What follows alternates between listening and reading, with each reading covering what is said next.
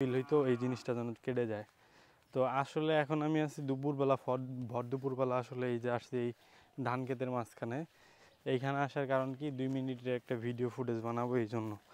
তো একটু দূরে আসার কারণ একটাই, সেটা হচ্ছে বাড়ির আশেপাশের নয়েজ খুব অনেক চিল্লাচিল্লি, এই জন্য একটু আসছি ফাঁকা একদম মাঠের ভিতরে। আমাদের গ্রামে এখন আসলে যে বর্তমান চাষাবাদ হচ্ছে সেটা হচ্ছে এই চারপাশে প্রচুর পরিমাণ ধান, আর এই ধান খেতে প্রচুর কষ্ট ভাই। কৃষিকাজ যে কী পরিমাণ কষ্ট, এর মতো কষ্টের কাজ আমার মনে হয় না যে আর কোনো কিছু হয়। বাট কৃষকরা আসলে এরকম মজুরি পায় না ভাই। কিছুদিন আগে আমি একটা ভিডিও আপলোড করছিলাম আমার পেজে, যে আসলে এত কষ্ট করে লাভ কি যদি ন্যায্য মজুরি না পায়। আব্বু কিছুদিন 3-4 মাস আগে ওইখানে একটা জমিতে গাছছিল, আপনার কচু গাছছিল। কচু আসলে 1000 টাকা খরচ, আমাদের যেটুকু জমি অল্প, তো ওই খরচটা আসলে উঠেই নাই এমন পরিমাণ আর কি। লাভ তো দূরের কথা, লাভের ওরে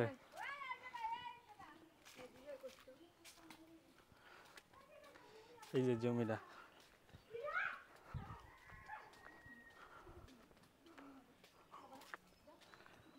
এই জমিটা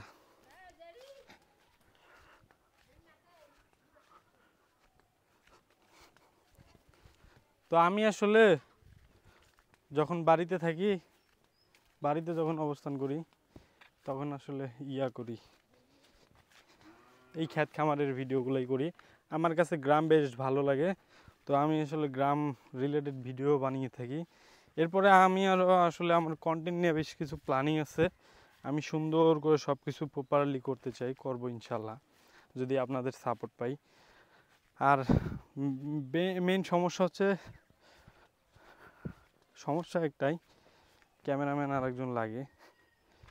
দাদা, লাউ শাকিন সব বিক্রি হয়ে গেছে নাকি? হ্যাঁ,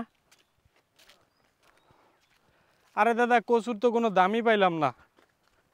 আরে কচু আসলে খুব অল্প টাকায় বিক্রি করা লাগছে।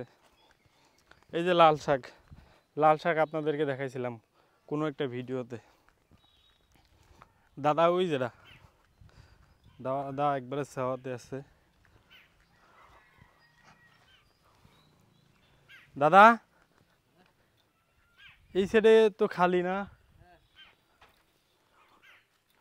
আরে দাদা ওইখানে তো সর্বনাশ হয়ে গেছে। আরে কচু তুললাম এই রোদের ভিতরে, কি কষ্ট করি এই কষ্ট করে কচুগুলা নিয়ে গেলাম হইলে শিয়ালখাওয়া বাজারে, যা দেখি দাম নাই।